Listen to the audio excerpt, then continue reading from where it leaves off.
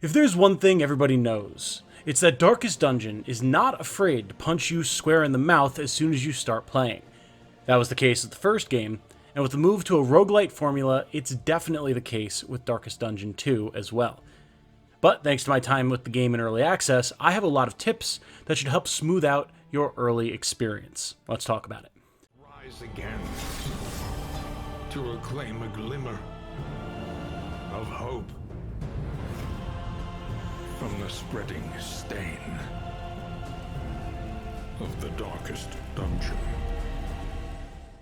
Hello everyone, my name is Tom, otherwise known as Titanium Legman. This is the start of my coverage of Darkest Dungeon 2, now that it is fully released, so if you enjoy what I do and find my videos fun and educational, please subscribe. I'm a small creator who does YouTube full-time, and I need all the help I can get to grow and be successful. And so long as you all are enjoying my Darkest Dungeon content, I'll keep making it for you. It's a win-win for everybody. Our first batch of tips covers party building, then we'll get into some more general suggestions.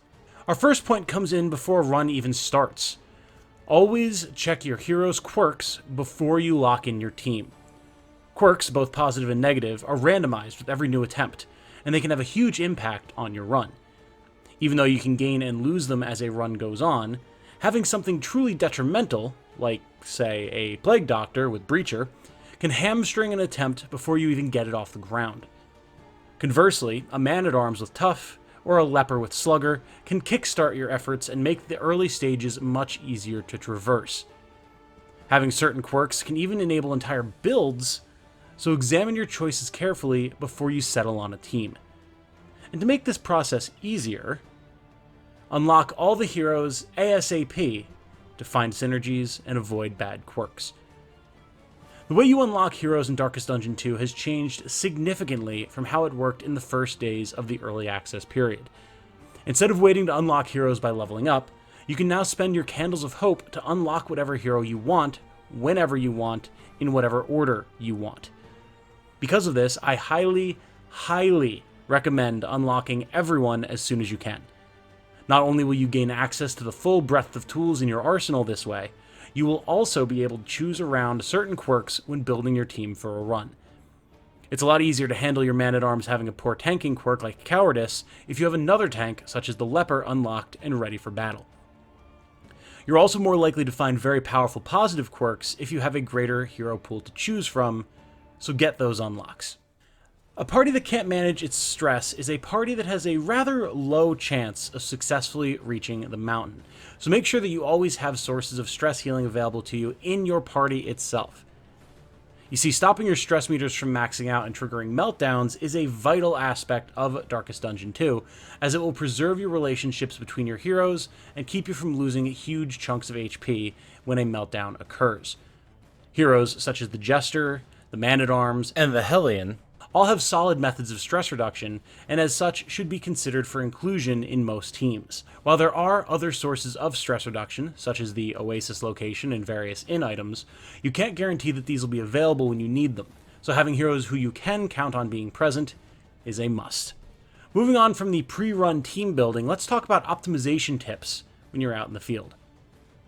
Number 4, prioritize using mastery points to upgrade stress and health recovery skills early. With the importance that I've placed on stress recovery skills in our previous point, it should stand to reason that I'd next recommend you upgrade those skills early, as well as your health recovery skills.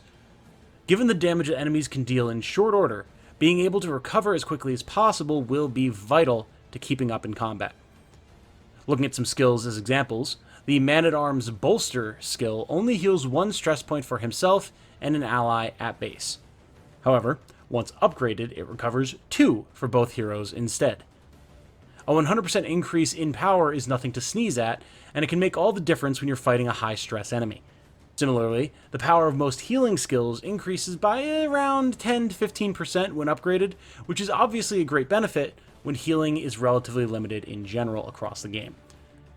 Finally, your damage with your base level attacks is, generally speaking, more than sufficient for the first zone or two that you're going to go through, making prioritizing healing all the easier. You don't have to worry about not dealing enough damage.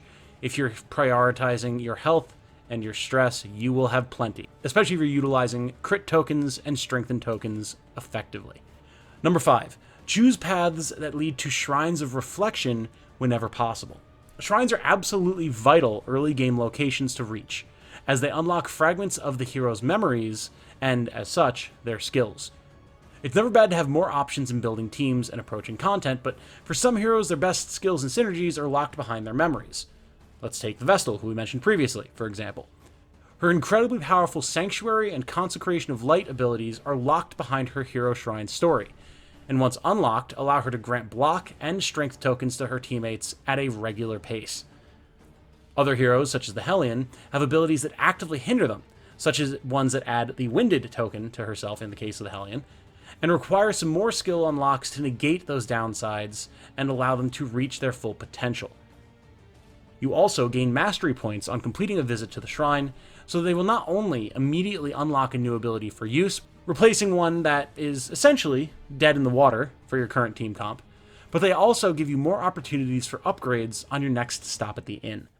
Number 6, when you do arrive at the inn, choose the path that you'll be taking before upgrading skills, buying items, or doing other inn-based activities. When you arrive at the inn at the end of a locale, there are a number of tasks for you to take on. You can upgrade skills using mastery points. You can apply inn items to reduce stress, increase resistances. You can modify the coach, or you can buy more trinkets, combat, and inn items for later use down the line. However, before you do any of that, I recommend that you check the next potential locales you can explore and choose which one you'll be taking on. By doing this, you can make more informed decisions through the rest of your inactions based on the enemies and encounters that you know lie ahead in the locale, and potentially what bonus objectives lie in the locale that you chose. For example, are you going to the Sprawl? Well, you better buy some burn salve and burn resist items. Heading to the Fetter instead? Well, consider upgrading a skill like Ounce of Protection to resist those big bleed and blight attacks before you put your mastery points into other, less helpful in that area skills.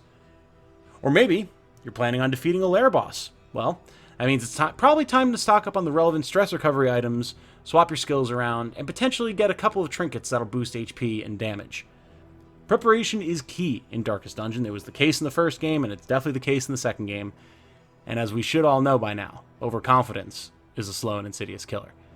So don't just assume that you can handle any location with your base team and minimal prep. You will fail, and you will be very upset. And finally, number 7, always try to leave a slot or two free in your inventory so you don't miss out on road items. When traveling the roads and paths of the land, you will often crush the debris of our failing civilization under your mighty wheels.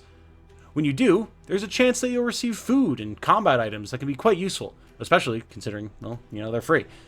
However, unlike other item drops that you may receive from battles and the like, if your inventory is full, you will not, I repeat, you will not get the chance to discard an item that is in your inventory and replace it for the newly acquired road item. This can be quite painful, as I've learned when fielding a leper and wishing for nothing more than milk-soaked linens to cure his blindness. I couldn't find any at the inn. I couldn't find any at any of the vendors that I ran into along the path. But then I happened across some that dropped from a random pile of crap I ran over. My joy was immense for a fleeting moment, until those glorious linens vanished from reality as I was told my inventory was full. I lost that run, and I wholeheartedly blame that loss on missing those linens. So learn from my mistake. Leave some room in your luggage when you're out on the road. I hope you found these tips and suggestions useful. I'll be streaming a ton of Darkest Dungeon 2 over the coming weeks, so check out the channel to see what I've got scheduled and when I'm going live. I'd love to have you come hang out. It's a very comfortable stream environment, and Darkest Dungeon 2 is a great stream game because so much fun stuff can happen. We can rename heroes after people in chat. You can toss out strategic suggestions. It's a good time. I've certainly learned a lot about the game already due to my time with it in early access, and I'm sure there's far more to discover now that the 1.0 release has arrived. If y'all can make sure to show this video some love, get plenty of views and a lot of likes, I'll be sure to get more videos out ASAP.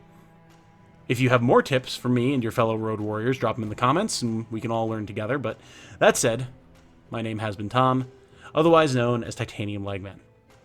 Thank you all for watching. I hope you all have a good night. Stay safe and healthy out there. And remember, be good to each other. Bye now.